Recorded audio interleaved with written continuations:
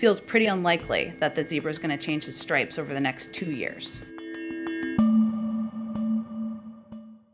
Does the White House have any reaction to Facebook's decision to suspend President Trump for 2 years? Was this a reasonable consequence for what he said? Well, as always, it's a decision for the company to make and any platform to make, and clearly they've come out and made their decision.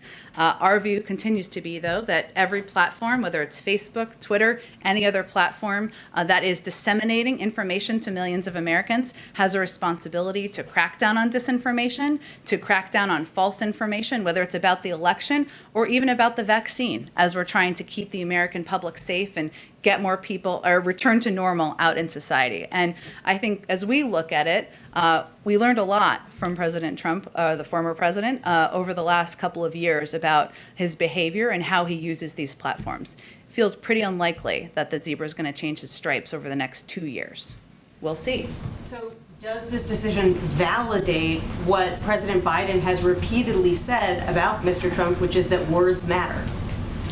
Well, I don't know that it's a validation. I think the president isn't the only one who thinks that. Words do matter. Words do have an impact. We saw the impact on January 6th of words on social media platforms, and we've seen the impact of words as it relates to disinformation traveling around the vaccine, around election integrity. So, of course, we think words matter. This is a decision by a private sector company. We'll see what their evaluation is a couple of years from now and what other steps they can take, most importantly.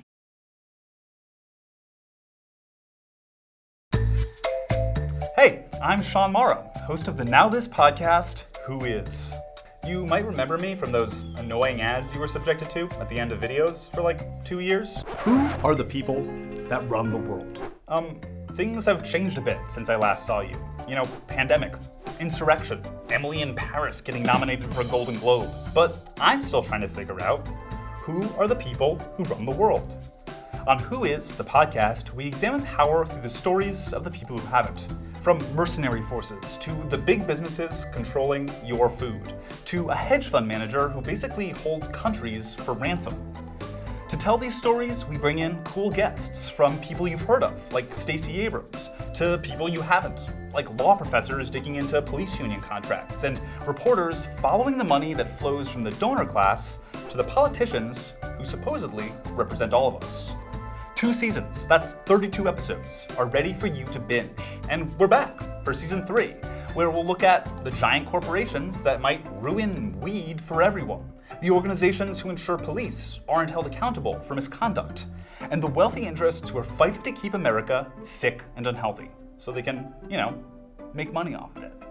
Look for Who Is, the podcast, on iHeartRadio, Apple Podcasts, Spotify, or wherever you get your podcasts. That's Who Is, the podcast.